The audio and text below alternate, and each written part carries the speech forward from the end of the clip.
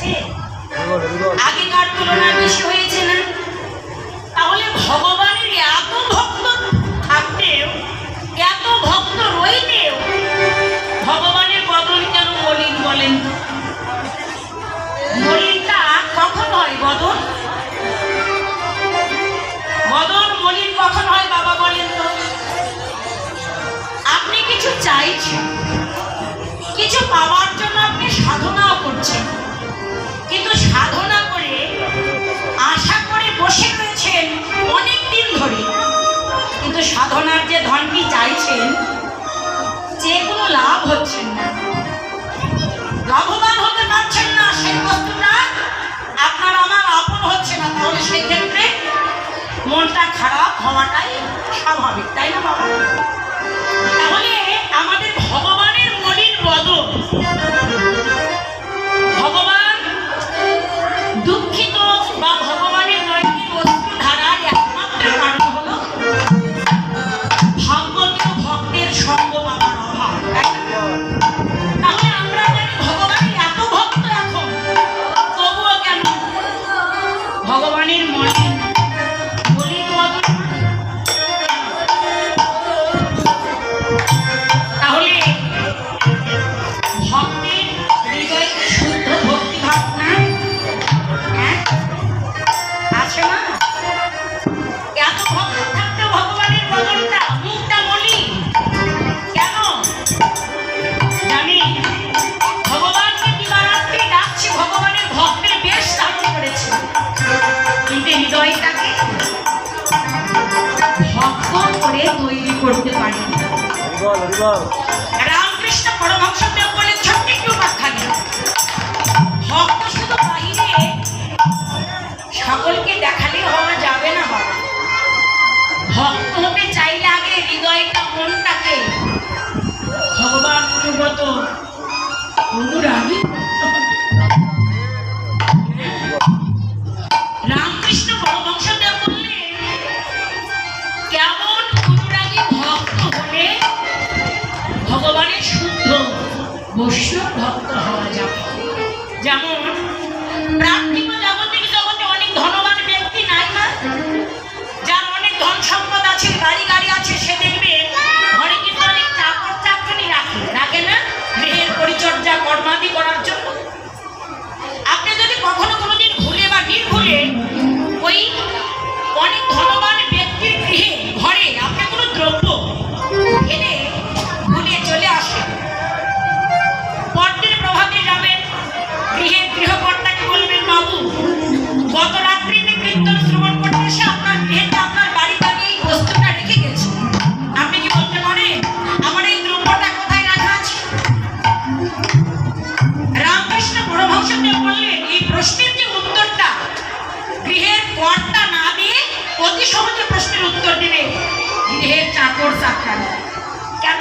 বলেন গৃহের গৃহকর্তার চাইতেও চাকর চাকরানির গৃহের প্রতি কর্তব্য দায়িত্বটা বেশি থাকে না বাবা?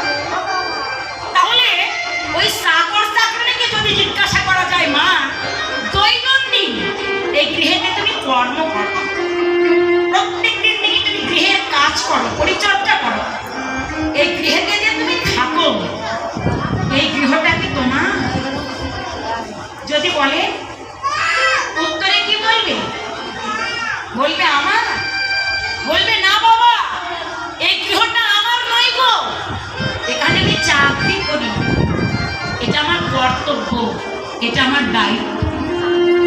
রামকৃষ্ণ পরমহংসদেব বললেন এমনও জগতে দেখা যায় গৃহকর্তার কর্তৃক ছোট্ট শিশু সন্তান জন্মগ্রহণ করে, চাকর চাকরানি স্নেহ মায়া মমতা ভালোবাসা দিয়ে ছোট্ট শিশুটাকে কিল কিল কিল কিল করে বড় করে দেয়।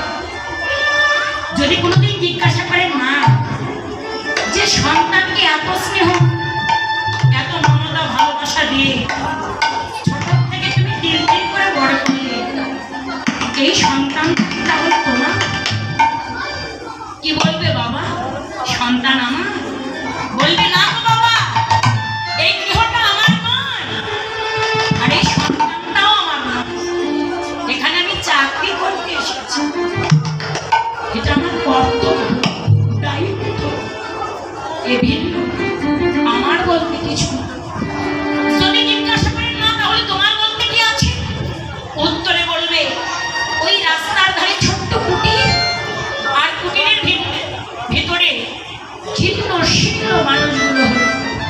ভক্তগুলো আমার আপন। ভগবান বলেন ভক্তের হৃদয়ের ভাবটা এমন হতে হবে, মায়ার সংসারে থাকবে কিন্তু ভক্ত যে তার অন্তরে ভাব। তুমি আমাকে পাঠিয়ে দিয়েছো মায়ার সংসারে, তুমি আমায় কৃপা করে রেখেছো বলে আমি এই সংসারে রয়েছি। এখানে আমার বলতে কিছু নাই, এখানে আমি কেবল তোমার কর্তব্য পালন করতে এসেছি। দয়াময়, এই গৃহটা আমার না, গৃহে মানুষগুলো আমার না, তবে আমার বলতে যদি কিছু থেকে থাকে সেও তোমার শ্রীচরণ। নয়নের জলে কেঁদে কেঁদে যে ভক্ত বলে হে দয়াময়, হে দয়াময়,